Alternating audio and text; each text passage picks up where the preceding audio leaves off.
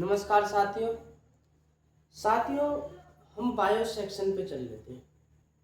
मैंने इससे पहले बायो सेक्शन का फर्स्ट टॉपिक के बारे में बताया था और बायो सेक्शन में दो टॉपिक होते हैं। बायो सेक्शन में दो बायोस होते हैं, मेन बायोस और एक ईसी बायोस। मैंने इससे जो पहले टॉपिक बताया था उसमें ईसी बायोस के बारे में बताया था कि ईसी बायोस कैसे काम करता है। अब मैं जो सेकंड है मेन बायोस, और मैंने उसका काम कैसे करता है, उसका काम क्या होता है, इसी बायोस का ही बताया था। तो आज बायोस सेक्शन का सेकंड टॉपिक है मेन बायोस। आज मैं आपको मेन बायोस के बारे में बताऊंगा कि मेन बायोस कैसे काम करता है, किस तरीके से काम करता है और ये कब काम करता है। देखिए, ये जो मेन बायोस है बोर्ड ऑन होने के बाद काम करता है। इसी बायोस जो मैंने बताया था वो बोर्ड ऑन होने से पहले वर्क करता था, लेकिन ये जो ईसी बायोस, ये जो मेन बायोस है, ये बोर्ड को ऑन होने के बाद वर्क करता है। ये आइडेंटिफाई करता है कि बोर्ड में कौन सा हार्डवेयर लगा है और कौन सा हार्डवेयर नहीं लगा। जैसे कि एचएसडी है या एसएसडी है, ये इन सभी का इंफॉर्मेशन कलेक्ट करके जब ये मतलब जो है इन सभी का एसएसडी है या एसएसडी है, ये सब इन सभी का इंफॉर्मेशन जो है कलेक्ट करता है और इसलिए इसका नाम जो है मेन बायोस को हम इनपुट आउटपुट सिस्टम भी बोलते हैं। आपको ये बात अच्छे से समझ में आ गई। अब मेन बायोस की हम पिन की बात करते हैं कि जो इसमें पिन्स है, जैसे मैंने इसी बायोस में बताया था, सेम कनेक्टिविटी वही है, बस चेंजिंग ये है कि यहाँ ICH है और वहाँ IO से कनेक्टिविटी होती थी। अब हम इसमें भी मैं पूरी डिटेल में एक एक पिन के बारे में आपको बताऊंगा। जो मेन बायोस में 8 नंबर पिन है, ये 8 नंबर पिन जो है ये VCC का होता है, यानी इस पर जो है इनपुट सप्लाई आएगा। अब इनपुट सप्लाई कहां से आएगा? तो input supply 3.3 always step down की जो आउटपुट कॉइल से आता है। अगर हमें इसे चेक करना है तो हम स्टेप डाउन की आउटपुट कॉइल से डायरेक्ट बीप करा के देख लेंगे। अगर उससे बीप हो रहा होगा तो समझ लेना ये ऑलवेज की सप्लाई आ रही है, और अगर नहीं बीप हो रहा होगा तो ये जो है फिर VS से चेक करना है। यदि स्टेप डाउन के आउटपुट कॉइल से बायोस का 8 नंबर पिन जो है VCC का बीप करता है, बीप नहीं करता है, तो फिर उसके बाद कहां से सप्लाई आएगी ये जानना है। तो उसके बाद VS से आएगी, फिर VS को कैसे चेक करना है। ज्यादातर जो है इस पे VS की सप्लाई 3.3 सप्लाई आता है, यानी VS 3.3 वोल्ट की सप्लाई ही इस पे ज्यादातर आती है। अगर VS से चेक करेंगे, IC से, VS की IC से इसको कनेक्ट करके देखेंगे, और बीप करेगा तो ठीक है, नहीं बीप करा तो ये फिर 1.8 वोल्टेज बनेगा जो रैंप वोल्टेज से बनता है। अब इसके बारे में मैं थोड़ा डिटेल में बता देता हूँ आपको क्या है। कुछ लेटेस्ट जो बोर्ड है उनमें 1.8 वोल्टेज का बायोस होता है, जिनमें DDR4 रैम लगता है। जिनमें जो DDR4 रैम लगता है उसमें क्या है, ये 1.8 वोल्टेज का सप्लाई इस पर VCC पर आता है। ये बात आपको जाननी जरूरी है कि जो मेन बायोस होता है, ये इसका दो वोल्टेज होता है। बायोस का 2 वोल्टेज होता है, या तो ये 3.3 वोल्टेज से VCC आएगी या इस पर 1.8 वोल्ट VCC आएगी। अब जो लेटेस्ट बोर्ड जो है आ रहे हैं, लेटेस्ट बोर्ड में 1.8 का भी कुछ बायोस होता है, तो 8 नंबर पिन पर एक VCC आ गया, ठीक है। इसके बारे में मैंने आपको बता दी थी कि कहाँ से आ रहा है। अगर सपोज जैसे VCC आ गया, अगर बोर्ड ऑन होगा तो, अगर बोर्ड ऑन होगा तो उस कंडीशन में डायरेक्टली चेक कर सकते हैं कि पहले बायोस के 8 नंबर पिन पर पहले बोर्ड को ऑन करना पड़ेगा। बोर्ड ऑन होगा तो डायरेक्टली 8 नंबर पिन पर, बायोस के 8 नंबर पिन पर चेक, पिन पर ऑन करने के बाद उस पर कितना वोल्टेज बन रहा है ये चेक कैसे करेंगे। जैसे वोल्टेज लैपटॉप ऑन है तो उस पर चेक कर लेंगे, जैसे एक इस पर रखेंगे ग्राउंड पे और एक उस पिन पर रखेंगे, तो हम चेक कर लेंगे इस पर कितना वोल्टेज बन रहा है, 3.3 वोल्टेज बन रहा है या 1.8 वोल्टेज बन रहा है। तो या तो इस पर वोल्टेज जो मिलेगी इसकी VCC पर, या तो 3.3 वोल्टेज मिलेगी या 1.8 वोल्टेज मिलेगी। अब देखिए बायोस जो चिप है, ये जो बायोस चिप है, जो मेन बायोस जो चिप है, ये ऊपर जो नंबर लिखा होता है इसके ऊपर ना कुछ डोनेटिंग नंबर, इसके ऊपर ना कुछ नंबर लिखा होता है, कुछ नंबर लिखा होता है। तो उसको गूगल करेंगे, ऐसे भी पता कर सकते हैं कि किस नंबर पर कौन सी कितनी वोल्ट आ रही है। तो बायोस चिप के ऊपर जो नंबर लिखा होता है उसको गूगल करेंगे और डाटा शीट पर जाएंगे, डाटा शीट निकाल करके चेक कर सकते हैं कि बायोस पर कितना, VCC पर कितना वोल्टेज बन रहा है या नहीं बन रहा है, कितना वोल्ट। तो उससे भी हम ऐसे भी पता कर सकते हैं। क्या कर सकते हैं? ऐसे भी पता हम कर सकते हैं। अब मैं बात करता हूँ 7 नंबर पिन के बारे में। कितने? 7 नंबर पिन। जो आपने ये देखा VCC के बारे में आपको पता लगा। अब 7 नंबर पिन के बारे में, 7 नंबर पिन पर जो है एक रजिस्टर लगा करके सप्लाई दिया जाता है जिसका नाम होल्ड होता है। होल्ड ये क्या चीज़ है? होल्ड तो होल्ड बायोस के अंदर कुछ भी हम जो सेव करते हैं, जो भी कुछ हम बायोस के अंदर क्या करते हैं, सेव करते हैं। जैसे कि HDD में HDD को primary, secondary, legacy, UEFI, time, date, data जो भी चीज़ें हम क्या करते हैं, सेट करते हैं, तो उस सेक्शन को अपने पास होल्ड, तो उसको जो है जो भी हम सेव करते हैं उसको अपने पास होल्ड यानी सेव करके अपने पास रखता है। तो इस सेक्शन का जो मेनली काम होता है वो अपने पास होल्ड यानी सेव रखने का काम होता है। जो भी हम सेव करते हैं उसे अपने पास होल्ड यानी कि सेव करके अपने पास रखने का इसका काम होता है। अगर सपोज ये सिग्नल नहीं मिलता है, अगर ये सिग्नल नहीं मिलता तो उस कंडीशन में हमें क्या करना है, क्या चेक करना है?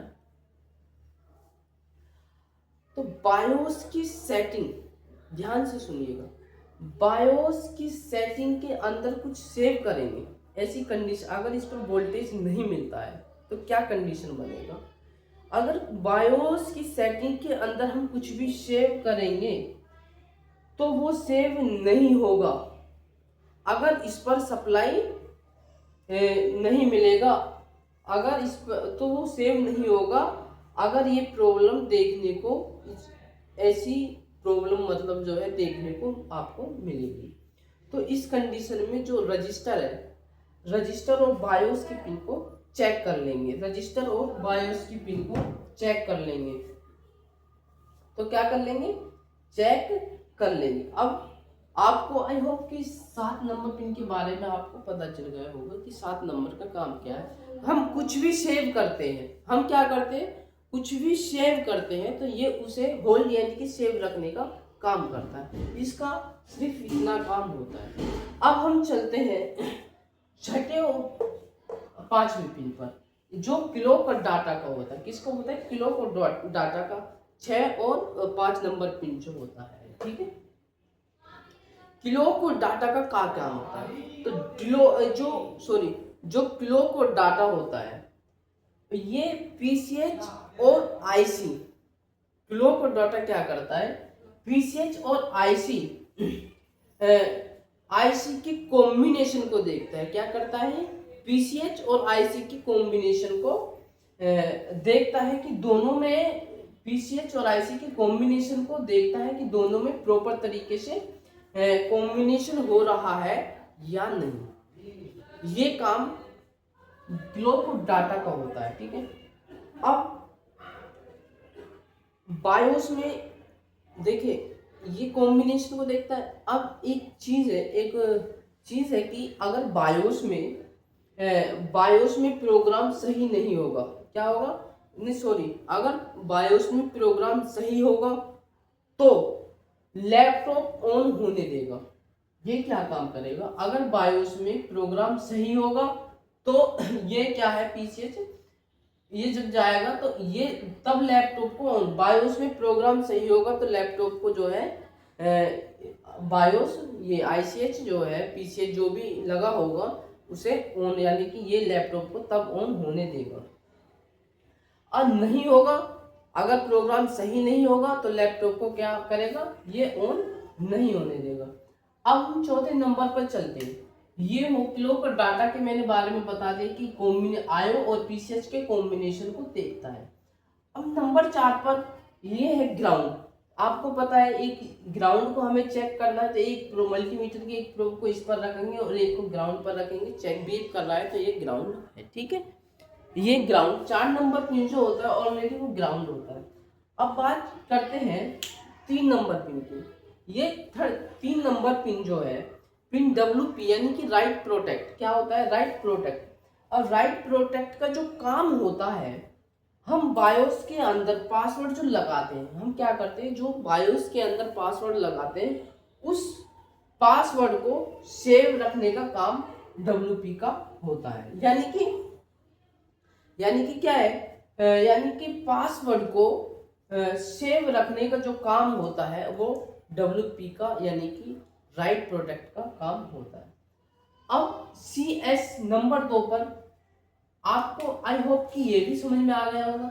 अब ये 2 नंबर और 1 नंबर जो पिन है, CS और SIO के बारे में हम थोड़ी बात करने वाले हैं, ठीक है। तो CS मतलब चिप सिलेक्ट, CS क्या है, चिप सिलेक्ट, SO मतलब सिग्नल आउट, क्या है, सिग्नल आउट। ये दोनों क्या करता है, आईसीएच हो या पीसीएच जो भी उसमें ब्रिज लगा होगा उसको उसमें जो आपस में क्या करता है, कॉम्बिनेशन करते हैं। ये जो है, ये दोनों आईसीएच और ये जो ब्रिज होता है, मतलब आईसीएच हो या पीसीएच या एसओसी जो भी बोर्ड लगा होगा, और ये जो आईसी होती है आपस में दोनों से कॉम्बिनेशन क्या करता है, कॉम्बिनेशन करता है।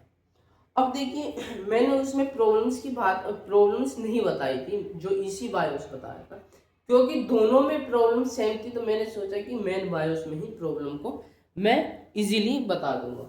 अब प्रॉब्लम क्या आती है भाई इसमें, अगर हम इसकी प्रॉब्लम्स की बात करें तो इसमें प्रॉब्लम्स क्या क्या आती है। देखिए नंबर 1 इसमें जो प्रॉब्लम आती है वो नंबर 1 डेड की प्रॉब्लम आती है। किसकी प्रॉब्लम आती है, डेड की प्रॉब्लम। नंबर 1 डेड की प्रॉब्लम आती है।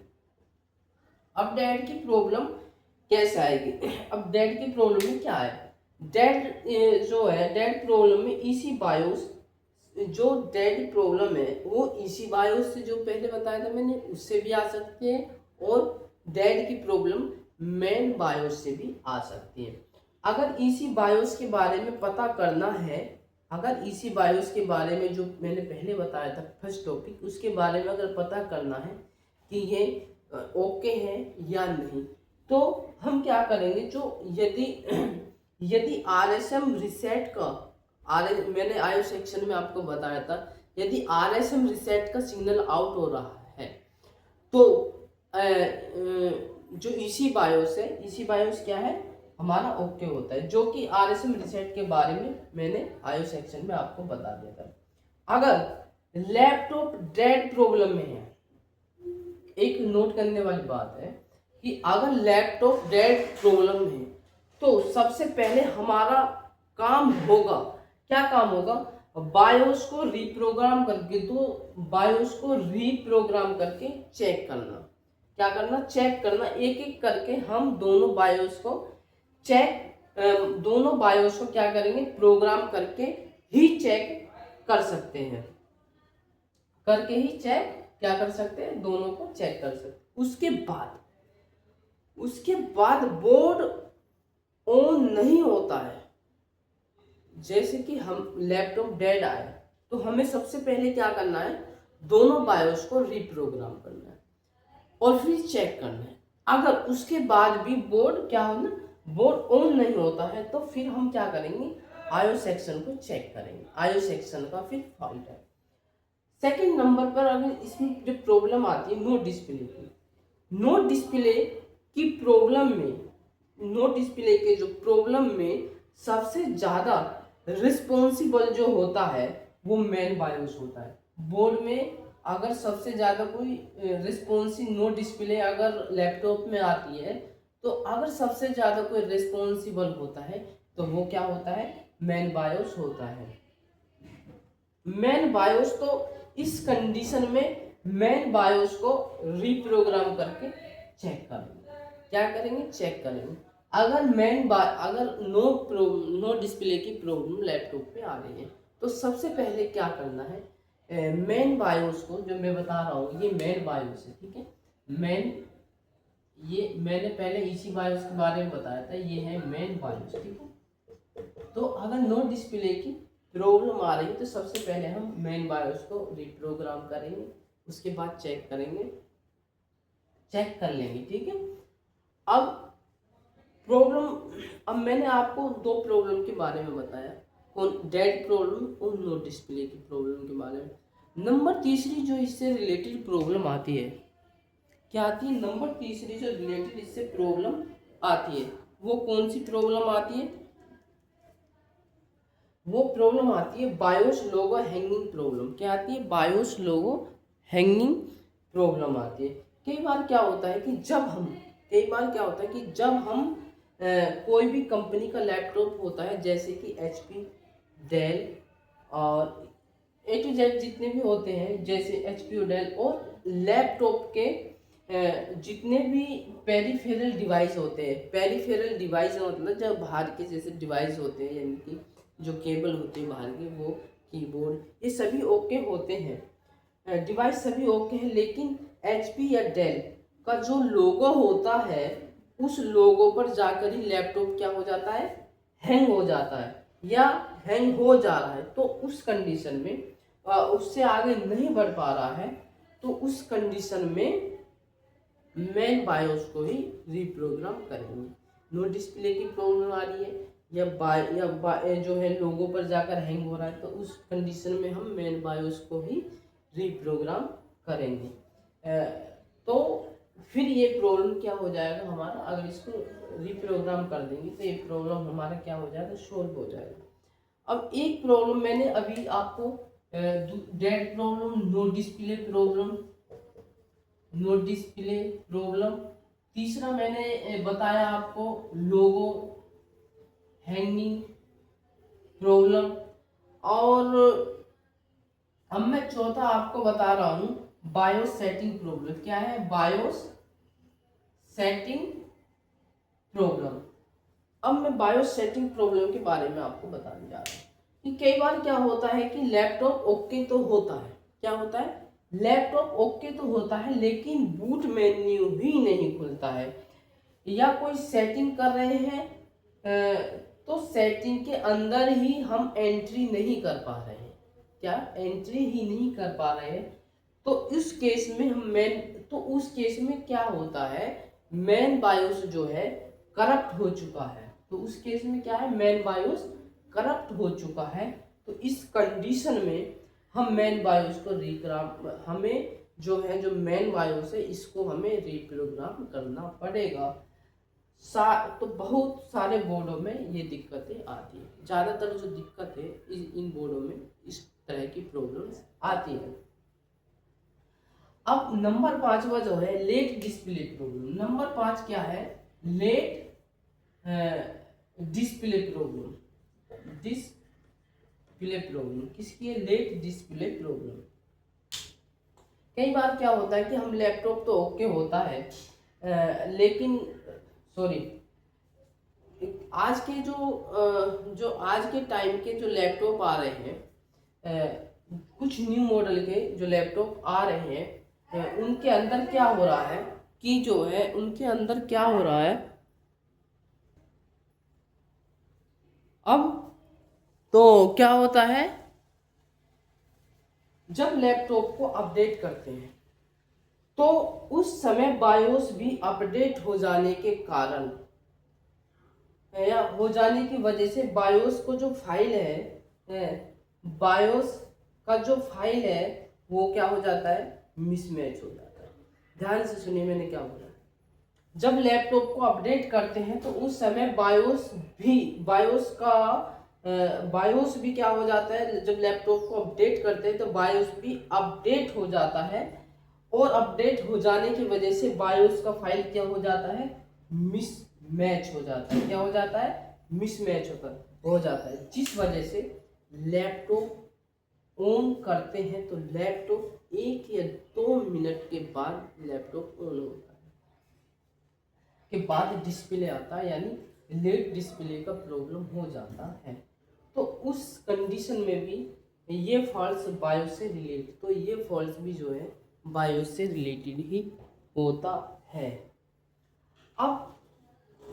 अब उस कंडीशन में मतलब जब ये लेट का डिस्प्ले का प्रॉब्लम, तो उस कंडीशन में हमें जो मेन बायोस होता है, जो ये मेन बायोस है,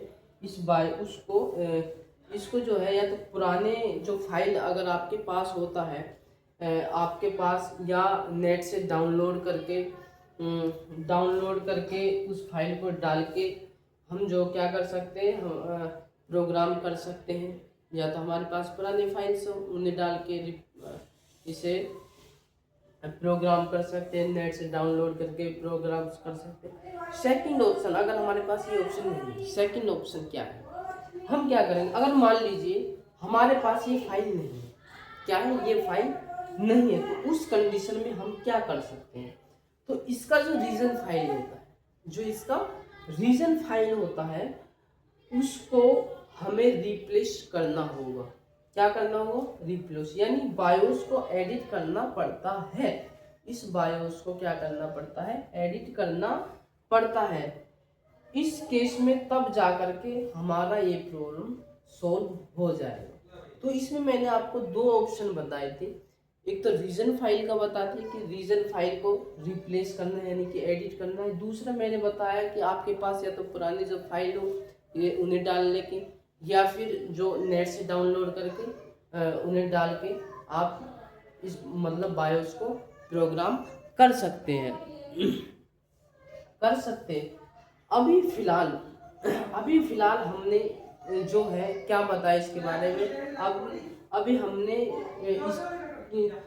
हमने इसके प्रॉब्लम्स के बारे में बात करी, इसकी सप्लाई के बारे में जाना कि इसकी सप्लाई जो है ये इसको किस तरीके से ट्रेसिंग करते हैं, ये जाना हमने। अब देखिए 8 नंबर पर मैंने आपको बता दिया, 8 नंबर पिन का बायोस होगा और ये चिप जो है मतलब स्क्वायर में देखने को मिलता है। मतलब ये जो बायोस आपको मिलेगा ये 8 पिन का बायोस मिलेगा और ये स्क्वायर में मिलेगा। मतलब लंबाई और चौड़ाई इसकी सेम रहेगी। मोसफेट से थोड़ा बड़ा होगा।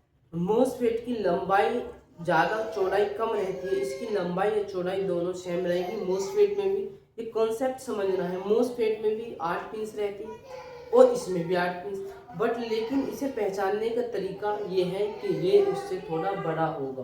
क्या होगा? बड़ा होगा। और इसकी अलग अलग कंपनी होंगी। इस पे जो ये बायोस होंगे, मेन बायोस है इसी बायोस, अगर इसी बायोस अलग होगा, वैसे तो चिप में ही ब्रिज में ICH में ही बिल्ड है, पर लेकिन अगर अलग होगा। और ये तो मेन बायोस तो आयो के पास नियर बाय लगा होता है। और इसको पहचानने का एक तरीका तो ये है कि उससे मोसफेट से थोड़ा बड़ा होता है। दूसरा, इस पे कंपनी का नाम लिखा हो, कोई भी, जैसे कि कंपनी मैक्स कंपनी होगी, विंडबोर्ड कंपनी होगी, या एसएसटी कंपनी या एसएसटी कंपनी हो सकती है, एब जो है एब वर्ड कंपनी हो सकती है। अब जो लेटेस्ट है, ये लेटेस्ट बोर्ड में जो दो मैंने आपको पहले बताए थे, मैक्स और विनबोर्ड, ये ज़्यादातर आपको देखने को मिलेंगे। और जो एसएसटी है, एब वर्ड है, ये पुराने जो बोर्ड आते थे P4 P3 वाले में, इनमें ये मिलते थे। तो आई होप कि आपको मैं बायोस के बारे में, मतलब बायोस सेक्शन के बारे में आपको अच्छी तरह से समझ में आ गए होंगे। तो थैंक यू, धन्यवाद। मिलते हैं अगले सेक्शन में और बने रहिए मेरे साथ। नमस्कार।